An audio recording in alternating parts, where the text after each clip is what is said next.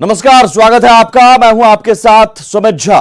बिहार में दूसरे राज्यों से आ रहे प्रवासी मजदूर सरकार के लिए चुनौती बनते जा रहे हैं। सीएम नीतीश कुमार ने प्रवासियों के लिए जो आशंका जताई थी, अब वो सच साबित होती हुई नजर आ रही है।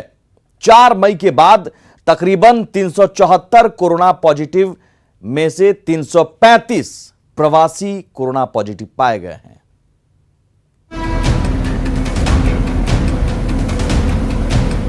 अब तक तकरीबन 1 लाख से ज्यादा प्रवासी मजदूरों की घर वापसी हो चुकी है।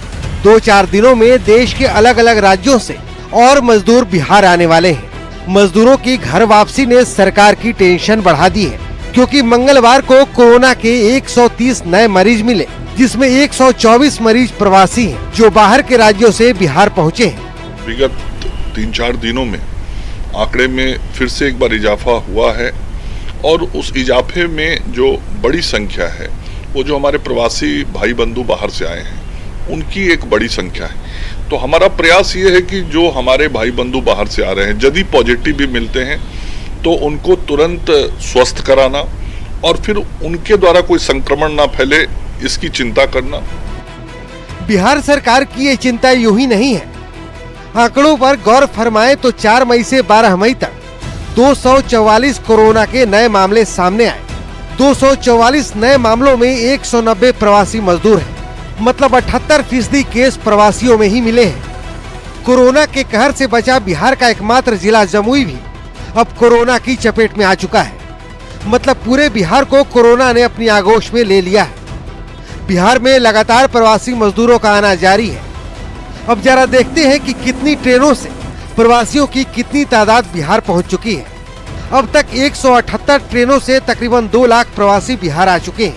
पहले एक ट्रेन में 1100 यात्री सफर करते थे, अब एक ट्रेन में 1400 से 1500 लोग यात्रा कर रहे हैं। करीब 2 लाख लोग आ चुके हैं और अभी हमने ट्रेन की कैपेसिटी बढ़ा दी। पहले हम लोग एक ट्रेन में करीब 1100 के लगभग श्रमिक आ रहे थे, अब यह संख्या हमारी करीब 1400-1500 हो गई है। जाहिर है बिहार के सभी 38 जिलों में एक भी जिला अछूता नहीं है।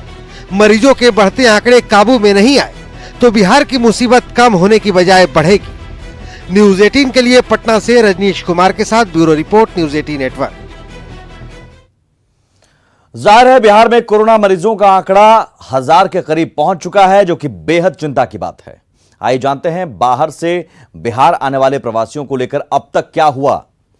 अब तक 2 लाख लोग बिहार आ चुके हैं। बाहर से प्रवासी श्रमिकों की संख्या 2 लाख है जो अब तक आ चुके हैं। अब तक 178 श्रमिक स्पेशल ट्रेन बिहार आ चुकी है। बाहर से बिहार आने वाले प्रवासियों से संक्रमण का खतरा बढ़ा है। 178 श्रमिक स्पेशल ट्रेन बिहार आ चुकी है, जिनसे 2 लाख करीब मजदूर आए हैं। टेस्ट किए गए 374 प्रवासियों में से 335 पॉजिटिव पाए गए हैं। बेगूसराय में सबसे ज्यादा 26 प्रवासी पॉजिटिव पाए गए हैं। नालंदा में 15, भागलपुर में 13 प्रवासी कोरोना पॉजिटिव पाए गए हैं। सबसे ज्यादा दिल्ली से आने वाले प्रवासियों में संक्रमण मिला है। दिल्ली से आने वालों में 55 प्रवासी पॉजिटिव मिले हैं। 17 लाख प्रवासियों ने घर वापसी के लिए संपर्क किया है, जिनमें से 2 लाख आ चुके हैं। नीतीश कुमार, आपको पता है, आवाजाही के सख्त खिलाफ थे और नीतीश ने पीएम से लॉकडाउन बढ़ाने की अपील भी की है। बिहार में कोरोना संक्रमण लगातार फैलता जा रहा है और अब पुलिस हेडक्वार्टर और गृह विभाग तक संक्रमण पहुंच चुका है। एक आईपीएस अधिकारी के बॉडीगार्ड और गृह विभाग के कर्मचारी के कोरोना संक्रमित होने के बाद सावधानी बरती जा रही है। बिहार में कोरोना का संक्रमण तेजी से फैल रहा है और राज्य पुलिस मुख्यालय तक इसकी आंच आ पहुंची है। बिहार पुलिस मुख्यालय से संबंधित एक आईपीएस ऑफिसर के बॉडीगार्ड में कोरोना संक्रमण का लक्षण पाए जाने के बाद अब पुलिस मुख्यालय सतर्क हो गया है। आज कई जो उच्च स्तर के अधिकारी हैं वो पुलिस मुख्यालय नहीं पहुंचे हैं। एसपी रैंक के ऑफिसर जरूर देखे गए हैं, लेकिन उसके ऊपर के ऑफिसर आज यहाँ नहीं दिखे। और देखें, जो मेन गेट है ये बंद है और यहाँ पर कुल मिलाकर 5 गेट हैं, जिसमें 3 गेट बंद कर दिए गए हैं और अल्टरनेट डे पे ये सभी गेट खुलते हैं। पुलिस मुख्यालय में ही गृह विभाग का कार्यालय है और गृह विभाग के कार्यालय में एक सहायक जो है वो कोरोना पॉजिटिव पाया गया। इसके बाद गृह विभाग का कार्यालय पूरी तरीके से बंद कर दिया गया है और यहाँ पर अगले 3 दिनों तक सैनिटाइजेशन करवाने का फैसला किया गया है। यानी अब कोरोना संक्रमण पुलिस मुख्यालय से लेकर गृह विभाग तक पहुंच गया और निश्चित तौर पर ये एक चिंता का सबब बन रहा है, क्योंकि जिस तरीके से बीएमपी के जवानों में कोरोना के लक्षण पाए गए थे, उसके बाद इस बात की आशंका जताई जा रही थी कि अब कोरोना धीरे धीरे पुलिस मुख्यालय और गृह विभाग तक पहुंच सकता है, और आखिरकार वही हुआ जिस बात का डर था। बहरहाल अब इस बात के लक्षण पाए जाने के बाद, जबकि पुलिस मुख्यालय और गृह विभाग में कोरोना का संक्रमण पहुंचा है, हायर जो ऑफिशियल है वो अब तक अपने को घरों में उन्होंने सीमित कर दिया, चूंकि जो एक आईपीएस अधिकारी हैं उनका कोरोना पॉजिटिव टेस्ट हुआ है, और उनके टेस्ट आने का जो रिजल्ट आएगा उसके बाद ही आगे जो अधिकारी हैं वो पुलिस मुख्यालय पहुंचेंगे। सोर्सेज इसी बात की जानकारी दे रहे हैं। कैमरा पर्सन मनीष जुनेजा के साथ संजय कुमार, न्यूज 18 पटना। प्रधानमंत्री नरेंद्र मोदी के कल घोषित 20 लाख करोड़ के आर्थिक महा पैकेज में देश की आर्थिक गतिविधियों को रफ्तार देने की कोशिश की गई है। केंद्रीय वित्त मंत्री निर्मला सीतारमण ने आज प्रेस कॉन्फ्रेंस कर इकोनॉमिक पैकेज को समझाने की कोशिश की। 20 लाख करोड़ के पैकेज के तहत एमएसएमई सेक्टर को बड़ी राहत देते हुए 3 लाख करोड़ का गारंटी फ्री लोन देने के साथ ही छोटे उद्योगों के लिए ई मार्केट लिंकेज पर जोर दिया जाएगा। 2019-20 के लिए आईटी रिटर्न की सीमा 30 नवंबर 2020 तक बढ़ी है। टीडीएस और टीसीएस 2021 तक 25% घटाया गया है। निर्माण क्षेत्र के लिए 6 महीने की समय सीमा बढ़ा दी गई है। वित्त मंत्री की 10 बड़ी बातें। बिजली वितरण कंपनियों के लिए 90,000 करोड़ रुपए का प्रावधान किया गया है। 72 लाख कर्मचारियों को इसका लाभ मिलेगा। आज एमएसएमई सेक्टर और कर्मचारियों के लिए क्या घोषणाएं की गई? 12% की जगह अब 10% ईपीएफ कटेगा कर्मचारियों का। पीएसयू के कर्मियों का 12% ही ये ईपीएफ कटेगा। It's a collateral-free automatic loan for MSMEs which is being provided. This will give facility up to 3 lakh crores. 12% which is paid by the employer and 12% by the employee contribution. We extend the support which Government of India gave for another 3 months from, let us say, tomorrow till 31st March 2021. Reduce the TDS rates and the TCS rates by 25% of the existing rate. असर क्या होगा इन घोषणाओं का, जरा खबर को समझिए। 20 लाख करोड़ के आर्थिक पैकेज से सरकार का मकसद क्या है? सुस्त पड़ी इकोनॉमी में नई जान आएगी। बंद पड़ी इंडस्ट्री को खड़ा करने की कोशिश होगी, खासतौर पर एमएसएमई, लघु सूक्ष्म और मध्यम उद्योग। सरकार का जोर है भारत को आत्मनिर्भर बनाने का, आत्मनिर्भर भारत अभियान। और इस पैकेज में सभी वर्गों का, सभी सेक्टर्स का ध्यान रखा गया है। देसी ब्रांड को वैश्विक बनाने पर सरकार का जोर है। और आज केंद्रीय वित्त मंत्री ने साफ तौर पर कहा कि एमएसएमई जो कि अर्थव्यवस्था की रीढ़ है, उसे सबसे पहले जरूरी है मजबूत किया जाए। बिहार को आत्मनिर्भर बनना है तो वैशाली के किसान रोहित सिंह जैसों की जरूरत ज्यादा है। जी हां, प्रधानमंत्री का भी यही सपना है, तभी तो उन्होंने कहा था कि लोकल के लिए वोकल बने। वैशाली का ये युवा किसान प्रधानमंत्री से प्रभावित है। खेती में दर्जनों लोगों को रोजगार भी दे रहे हैं। रोहित सिंह से बात की न्यूज 18 संवाददाता आनंद अमृतराज ने। प्रधानमंत्री ने जब देश को संबोधन किया तो उसमें एक बात उन्होंने कही थी, आत्मनिर्भर बनो। उनके इस बात से रोहित सिंह नाम के किसान, जो वैशाली किसान है, युवा किसान है, इतना प्रभावित हुए हैं कि उन्होंने कई सारे फैसले लिए हैं। हमारे साथ रोहित सिंह है और मैं आपको पहले कुछ तस्वीर दिखा दूं। इस वक्त आपको तस्वीर नज़र आ रही होगी एक खेत की, और ये लगभग 150 एकड़ में ये खेती हो रही है, जहाँ पे तरबूज से लेकर कई सारे फल उपजाए जा रहे हैं, सब्जियाँ उपजाई जा रही हैं, केले की खेती हो रही है, यानी कि एक बड़े लेवल पर खेती हो रही है। रोहित सिंह जी, सबसे पहले आप बताइए कि प्रधानमंत्री जी का जब आपने भाषण सुना तो किस बात ने सबसे ज़्यादा प्रभावित किया आपको? सर, मैं प्रधानमंत्री जी के बात से बहुत ज़्यादा प्रभावित हूँ। और प्रधानमंत्री जी ने कहा है कि अपने लोकल मार्केट को बढ़ावा देने के लिए, तो मैं इस पे पहले से ही काम कर रहा था। हाँ, और प्रधानमंत्री जी से इतना प्रभावित हूँ कि अपने बिहार के जितने भी किसानों हैं उनके लिए और भी आगे बढ़कर कदम बढ़ाना चाहते हैं। क्या करने वाले हैं आप? करते क्या है पहले ये बताइए। सर, मैं 125 एकड़ 150 एकड़ में फार्मिंग करता हूँ। मैंने तरबूज, खरबूज, केला, सब्जियाँ की खेती की है, आप देख सकते हैं। ये तरह तरह की तरबूज है, मतलब 7 to 8 वेराइटीज ऑफ तरबूज हम लोग लगाए हुए हैं अपने बागान में। तरह तरह के खरबूज भी हैं। और क्या कर रहे हैं, कैसे इस बिजनेस में कैसे लोगों को जोड़ रहे हैं, क्या कुछ कर रहे हैं, कैसे आत्मनिर्भर बनाने की कोशिश कर रहे हैं लोगों को? सर, युवाओं को हम लोग एक ग्रुप बनाकर उनको खेती की तरफ मोटिवेट कर रहे हैं और बोल रहे हैं कि आप बाहर क्यों कमाने जाते हैं, इससे ज़्यादा आप यहीं पे कमा लीजिएगा। 24 साल की उम्र है, सोच इतना बड़ा, और प्रधानमंत्री के भाषण से इतने ज़्यादा प्रभावित हुए कि उन्होंने कई सारे प्रण भी कर लिए। और मैं आपको बता दूं कि सैनिक स्कूल से पढ़े हुए हैं और बचपन में इनकी इच्छा थी सेना में जाने की, लेकिन पता नहीं अपनी मिट्टी खींच लाई और आज खेतों के बीच में हम इनके साथ हैं। और इन्होंने कई सारे युवाओं को नौकरी देने की भी बात की है, अपने खेती से जोड़ने की बात कही है। तो जाहिर सी बात है, आत्मनिर्भर बनो, यही वर्ड था प्रधानमंत्री का, जिसने कई युवाओं पर गहरी छाप छोड़ी है, जिसमें से रोहित सिंह भी एक हैं। कैमरामैन सुबोध के साथ Anand Amritraj, News 18 network, Vaishali. Lockdown में सब कुछ अस्त व्यस्त है, यहां तक कि मजदूरों के काम छिन जाने से उनके सामने भुखमरी की समस्या पैदा हो गई है। ऐसी आपात स्थिति में अगर काम देने के लिए कोई रिश्वत मांगे तो आपको कैसा महसूस होगा? यकीनन गुस्सा आएगा। ऐसा ही वाकया गया जिले में देखने को मिला। आरोपी अधिकारी के विरोध में मुखिया संघ अनिश्चितकालीन धरने पर बैठा है। ये रिपोर्ट देखिए। मनरेगा के पीओ को बर्खास्त करो, मजदूर विरोधी, विकास विरोधी, जन विरोधी पीओ को बर्खास्त करो। तो सुना आपने, जी हां, धरने पर बैठे 13 पंचायतों की मुखिया एक रिश्वतखोर अधिकारी को हटाने की मांग कर रहे हैं। इन जनप्रतिनिधियों का आरोप है कि गया जिले के बाराचट्टी प्रखंड के प्रोग्राम पदाधिकारी जफर कैफी मनरेगा के तहत मजदूरों को काम देने के एवज में रिश्वत की मांग कर रहे हैं। मनरेगा प्रोग्राम अधिकारी के बर्बरता के खिलाफ शुक्रवार से ही मुखिया संघ अनिश्चितकालीन धरने पर बैठा है और आरोपी अधिकारी को बर्खास्त करने की मांग कर रहा है। कोई स्कीम को आहार हो या पोखर हो या जल जीवन हरियाली हो, उसका स्कीम खोला जाए, लेकिन पीओ ने कहे जब तक रिश्वत की बात नहीं करेंगे तब तक वो खोलेंगे नहीं। तो हम लोग सब मुखिया 13 मुखिया मीटिंग किए और हम लोग धरना पर बैठ गए। वहीं जयगिर पंचायत की महिला मुखिया ने प्रोग्राम अधिकारी पर अभद्र व्यवहार का भी आरोप लगाया, जबकि प्रोग्राम अधिकारी ने भी जानलेवा हमले का आरोप लगाया। दोनों पक्षों द्वारा थाने में मामला दर्ज कराया गया है।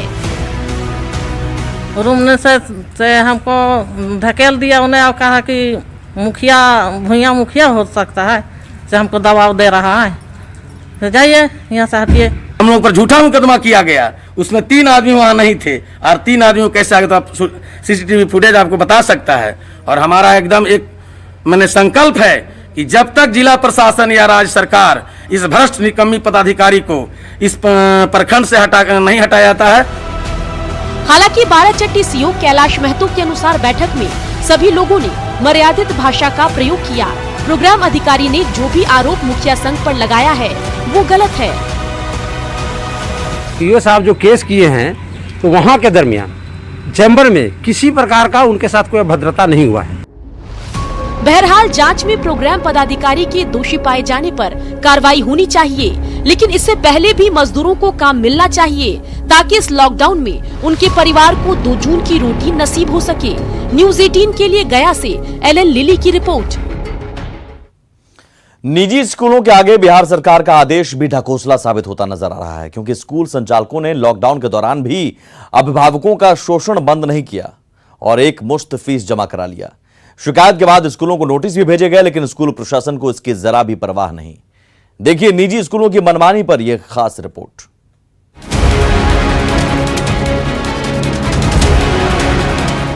कोरोना संकट के दौर में सब परेशान हैं, क्या आम और क्या खास।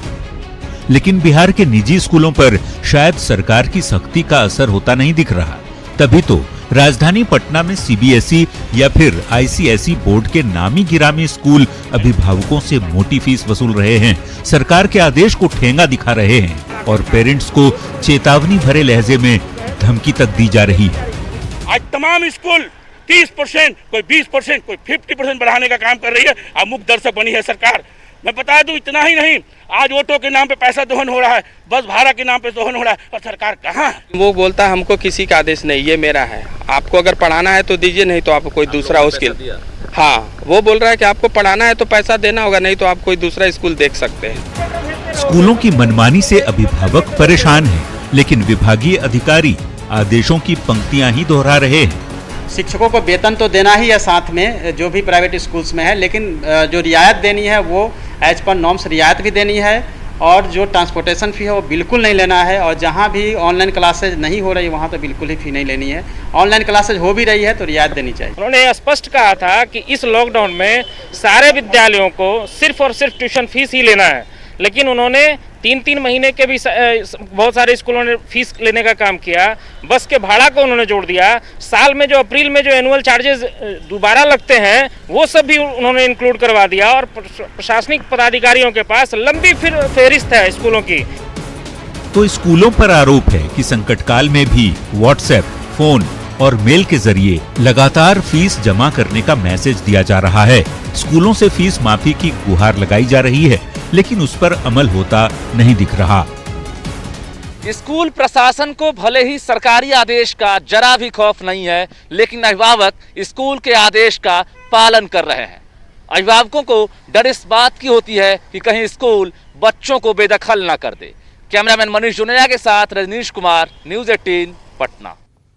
लॉकडाउन में पूरा देश परेशान है, लेकिन पर्यावरण के लिए ये काफी राहत वाला समय है।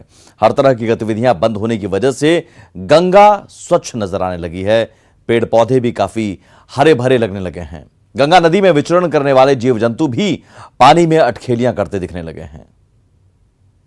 गंगा तेरा पानी अमृत झरझर बहता जाए, युग युग से इस देश की धरती तुझसे जीवन पाए।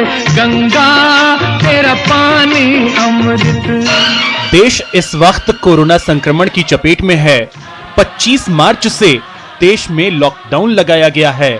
आम लोगों के लिए यह बहुत मुश्किल भरा समय है, लेकिन देश की नदियों के लिहाज से देखें तो काफी राहत भरा समय है। देश की प्रमुख नदियों गंगा, यमुना में प्रदूषण का स्तर काफी कम हो गया है। मुंगेर में गंगा नदी का पानी भी काफी साफ हो गया है। डॉल्फिन जो कभी यहां दिखना बंद हो गई थी, अब वे भी गंगा की निर्मल पानी में विचरण करने लगी हैं।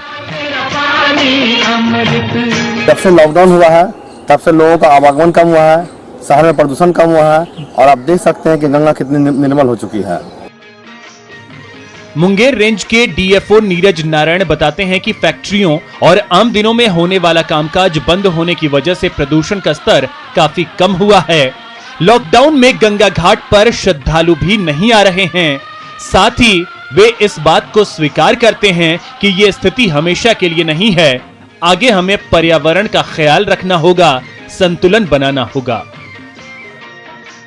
गंगा किनारे ही अधिकांश इंडस्ट्रीज, फैक्ट्रीज कार्यरत हैं। जो इफ्लुएंट्स हैं उनका डिस्चार्ज कम हो गया गंगा नदी में। उसी कारण से हमें यह 1.5 महीने में लगभग परिवर्तन दिख रहा है। युग युग से इस देश की धरती तुझसे जीवन पाए। प्रकृति के नजरिए से तो यही कहा जा सकता है कि काश हर साल कुछ दिनों के लिए देश में लॉकडाउन हो जाए, ताकि गंगा की निर्मलता बनी रहे, प्रदूषण का स्तर भी कम हो जाए। लेकिन ऐसा संभव नहीं है। ऐसी स्थिति में जिम्मेदारी हम मानव जाति की बनती है। अंधाधुंध विकास के चक्कर में प्रकृति पर अत्याचार न करें। हम ऐसा विकास करें जहां मानव जाति के साथ प्रकृति की भी रक्षा हो। न्यूज़ 18 के लिए मुंगेर से अरुण शर्मा की रिपोर्ट। जय जय गंगे, हर हर गंगे। आगे बढ़ते हैं। भारत सरकार की इजाजत के बाद 134 यात्रियों को विशेष विमान से भेजा गया, जिनमें 129 थाईलैंड और 5 लाओस के यात्री थे, जिनमें बौद्ध भिक्षु, आम नागरिक और छात्र भी शामिल थे। एयरपोर्ट पर सोशल डिस्टेंसिंग का पूरी तरह ख्याल रखा गया। साथ ही केंद्र की एडवाइजरी का भी पालन किया गया। थाई इस्माइल की फ्लाइट गया से बैंकॉक जाएगी, जिसकी अनुमति डीजी से पिछले सप्ताह ही प्राप्त हुई थी। और इसमें 129 पैसेंजर्स थाई के हैं और 5 पैसेंजर्स लाओस के हैं, जिनका परमिशन भारत सरकार ने पिछले सप्ताह दिया था। कैमूर के कर्मनाशा रेलवे स्टेशन से 2 श्रमिक स्पेशल ट्रेन को रवाना किया गया है, जिसमें 1400 प्रवासी मजदूरों को उनके गृह जिला भेजा गया। ये ट्रेन पंडित दीनदयाल उपाध्याय स्टेशन से होते हुए दानापुर, बरौनी, कटिहार तक जाएगी। सभी मजदूरों को रेलवे का टिकट फ्री दिया गया है। मजदूरों के किराए को लेकर डीएम ने रेलवे अधिकारियों को 10 लाख रुपए का चेक दिया है। स्टेशन पर सोशल डिस्टेंसिंग का पालन कराते हुए खाने का पैकेट्स, पानी का बोतल दिया गया। मजदूरों ने सरकार की ओर से की गई व्यवस्था की सराहना की। अभी तक 2720 प्रवासी मजदूरों को 3 स्पेशल ट्रेन से भेजा गया है।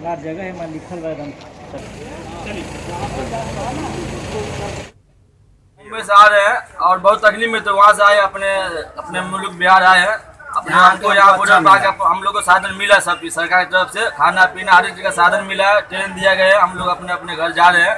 अब आगे जेईई मेंस और एडवांस की परीक्षा की तारीख का ऐलान हो गया। परीक्षा में शामिल होने वाले अभ्यर्थियों को कैसे अपना लक्ष्य हासिल करना है, इसे लेकर गोल इंस्टीट्यूट के निदेशक विपिन कुमार सिंह ने इसके गुर न्यूज 18 के माध्यम से बताया। उनके मुताबिक अगर छात्र छात्राओं को अपना लक्ष्य हासिल करना है तो इस आखिरी दौर में सभी अभ्यर्थियों को अपना दिमाग शांत और संतुलित रखना होगा।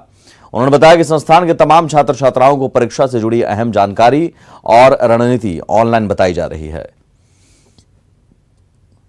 गोल संस्थान इस बीच जब लॉकडाउन चल रहा है, बच्चे अपने घर पे हैं और इंटरनेट का भी सुविधा थोड़ा कम कहीं पे स्पीड मिल रहा है, इन सारी बातों को ध्यान में रखकर गोल ने जो ऑनलाइन सिस्टम प्रोवाइड किया है अपने छात्रों के लिए, कम स्पीड पे भी बहुत अच्छे तरीके से वीडियो उन बच्चों को मिल रहा है। और जितनी सारे कोर्सेज हैं जैसे score enhancer, all India test series और डाउट क्लास का जो सेशन होता है, सारे ऑनलाइन के माध्यम से बच्चों को प्रोवाइड किया जा रहा है। और इसी के साथ इस बुलेटिन में इतना ही। बस कुछ ही देर में लौटते हैं झारखंड की अहम खबरों के साथ।